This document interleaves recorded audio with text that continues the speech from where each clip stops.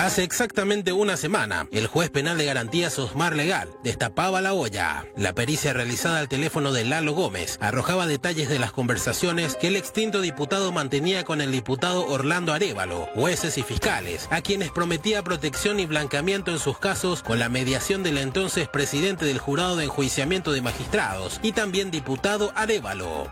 El juez Legal decidió comunicar todos los detalles de estas conversaciones al Ministerio Público para que la institución abra una investigación inicialmente contra Arévalo, las fiscalas Katia Uemura, Estela Maricano y la jueza Sadi López, para lo cual se conformó un equipo de fiscales.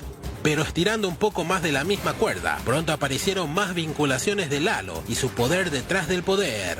El perojuanino pedía favores no solo a miembros del jurado, como el presidente de la Corte César Diesel, el miembro Enrique Verne, sino también conversaba con una jueza de Amambay, Carmen Silva, quien le avisó de los allanamientos del operativo Pavo Real 2 y con quien negoció la liberación del presunto narco Waldemar Pereira, alias Cachorrao, además de haber dicho que iban a romper al director de la penitenciaría.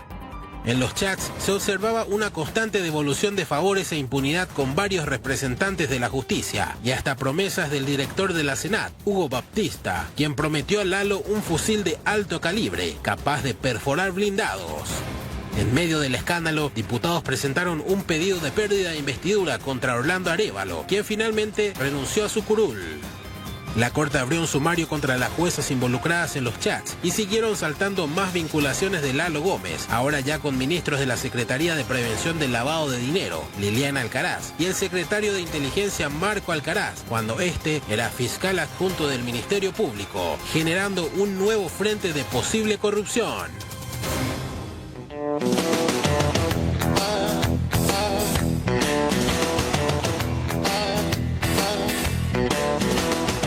19:07, bienvenidos, bienvenidas a Puntos de Vista. Queríamos arrancar un poco con ese resumen de lo que fue esta semana. Hace exactamente una semana, el lunes pasado, se conocía esta denuncia, como decíamos, del juez Osmar Legal, y que ya destapaba absolutamente todo lo que hoy conocemos, esta cantidad impresionante de chats que se han filtrado, de conversaciones del diputado Lalo Gómez y que involucran a una serie de actores, no solamente del ámbito político, incluso representantes de la justicia que deberían estar abocados en realidad a realizar investigaciones objetivas, a llegar a la verdad, a generar y por sobre todo llegar a obtener condenas importantes en el ámbito en sí de lo penal, entre tantos otros cabos sueltos que siguen quedando por allí dispersos. Queremos hablar todavía de este tema, hay muchísimo de qué analizar, después de que el fin de semana ya hemos tenido la salida también en este sentido del diputado, o ahora ya exdiputado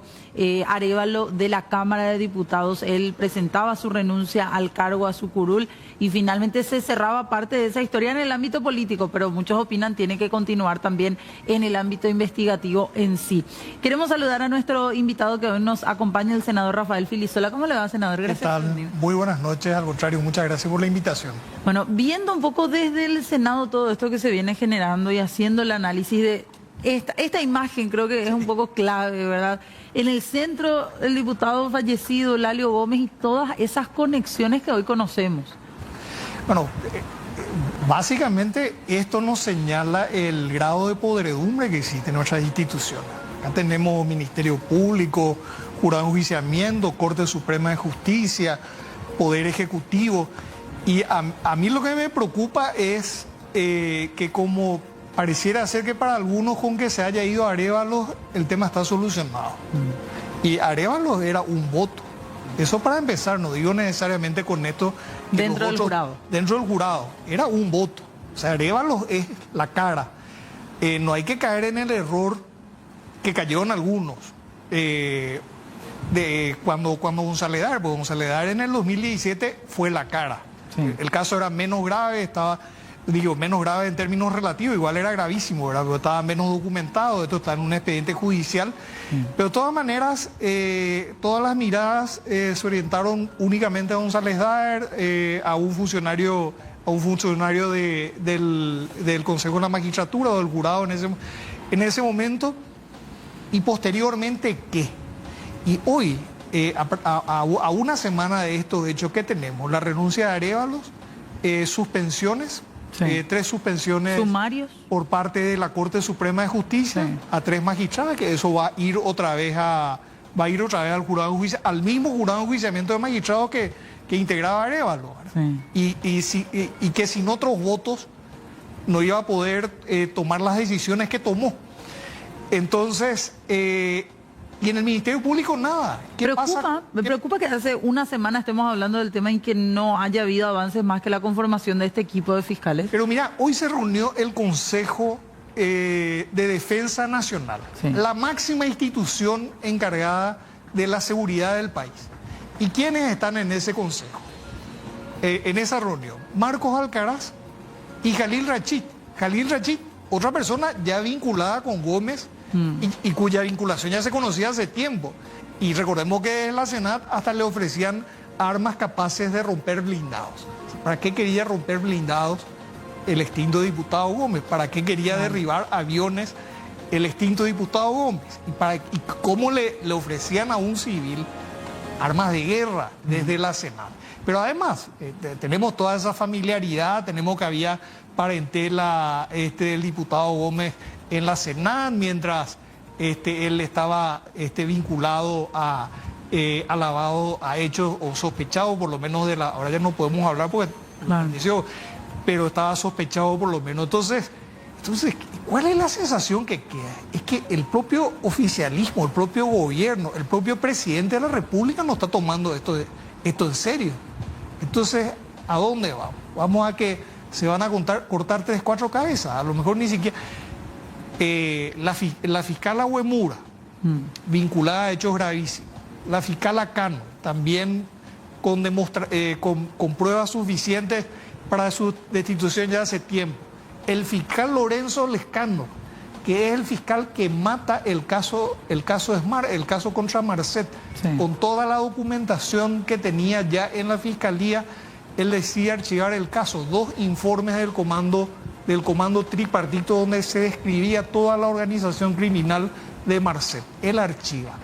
Y después por el escándalo que generó, eso se tuvo que reabrir con otro nombre que es a ultranza. Sí. Y redondeo con esto para situarnos nomás en la gravedad de los hechos.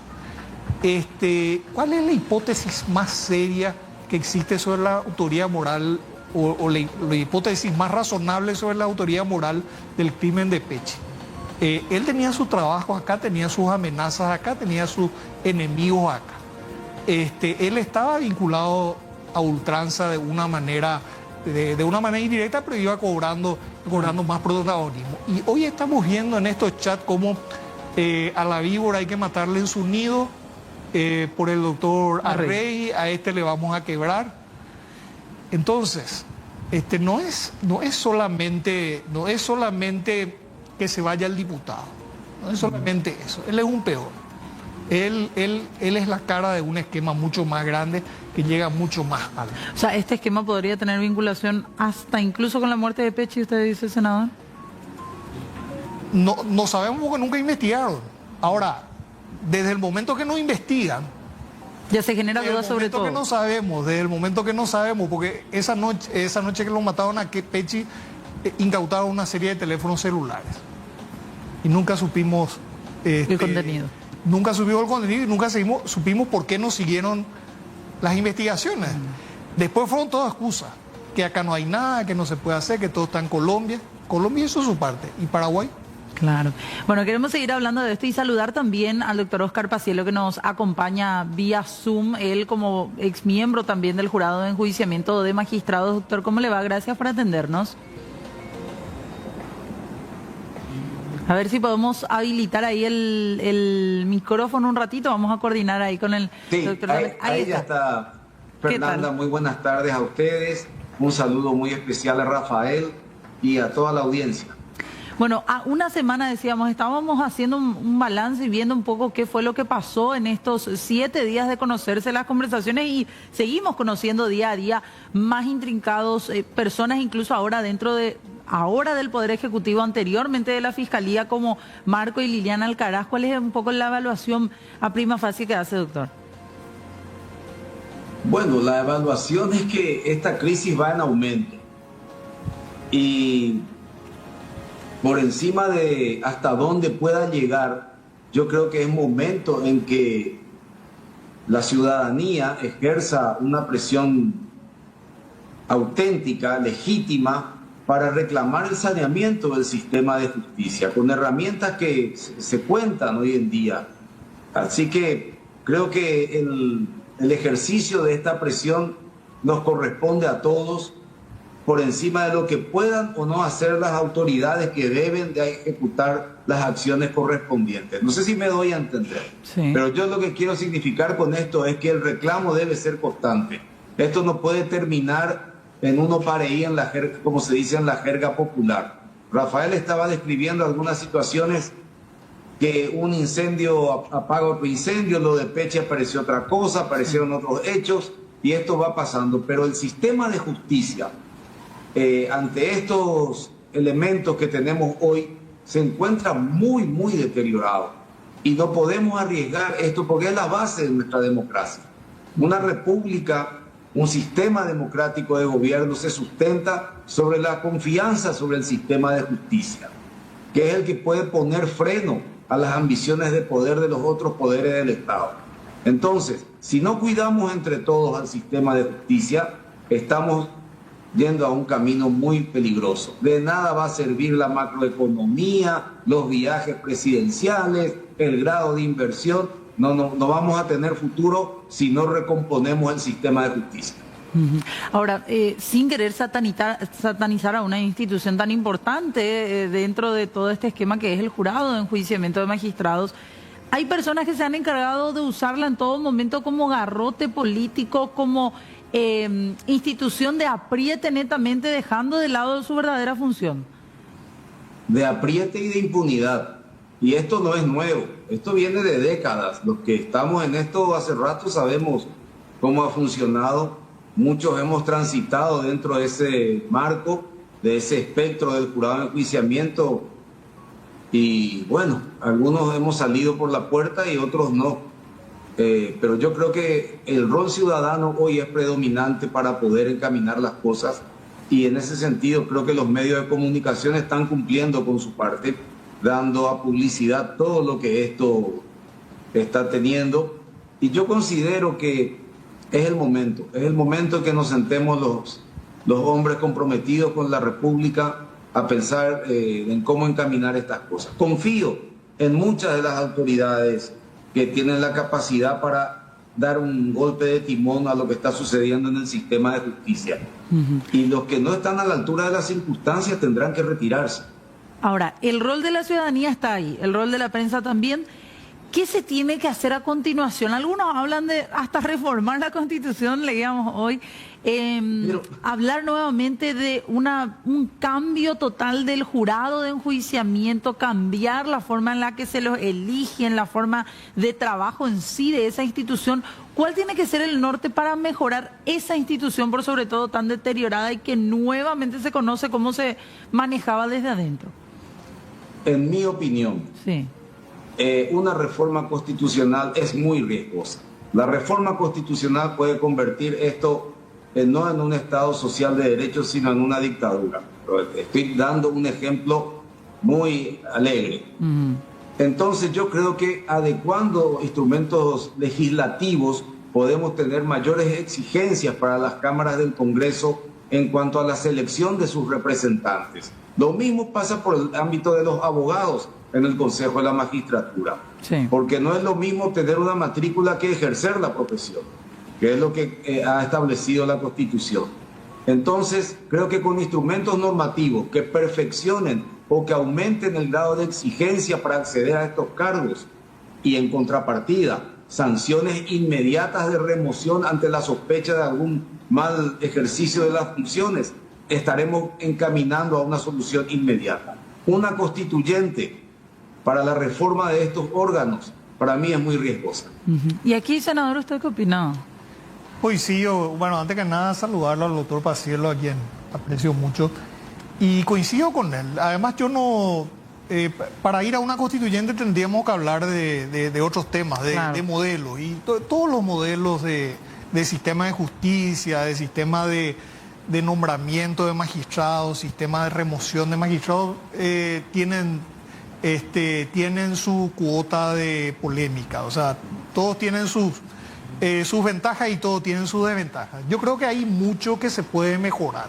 Por ejemplo, una cuestión que se debe hacer sí o sí es un buen régimen de carrera del magistrado judicial, tanto de fiscales, desde juez de paz, de ser posible desde antes inclusive, que haya una verdadera carrera, entonces que el Consejo de la Magistratura, vamos a decir, tenga mayores herramientas para evaluar los antecedentes de las personas. No digo con esto de cerrar las puertas a los abogados que vienen, vamos a decir, de la profesión, sí, o que vienen de la docencia, pero sí que haya una carrera judicial donde se acceda por un buen sistema de oposición de méritos, en fin, de exámenes, eso hay mucho escrito en la experiencia comparada y se puede revisar. Lo otro es que hay un delicado equilibrio, creo que el doctor Paciello lo planteó muy bien. El jurado se ha usado para la impunidad y ahora estamos viendo esto. Y estamos viendo la peor cara, porque son narcos o organizaciones criminales dándole instrucciones a un miembro del jurado o inmiscuyéndose en cuestiones que son propias de la Fiscalía, accediendo a investigaciones fiscales, en fin. Pero también se ha usado para perseguir a magistrados buenos. Entonces hay que encontrar ese equilibrio que permita que por un lado se persiga al magistrado que está haciendo mal su trabajo, pero por otro lado también el magistrado que está haciendo bien su trabajo, que hay muchos jueces, juezas, fiscales, honestos y honestas, que hacen bien su trabajo y muchas veces se ven amedrentados, se ven perseguidos, también no solamente por el jurado, por la política, en fin, eso es lo segundo. Y lo tercero, yo creo que se puede establecer un código o un reglamento que tenga rango de ley, de procedimientos, que sea mucho más estricto y que sea a lo mejor mucho más garantista, que permita mayor transparencia y que permita una mayor amplitud del derecho a la defensa. Y ahí creo que y un último punto, creo que la academia debe contribuir, creo que las organizaciones de abogados, el colegio de abogados, la prensa especializada en temas jurídicos debe contribuir también. Hay que hacer un seguimiento.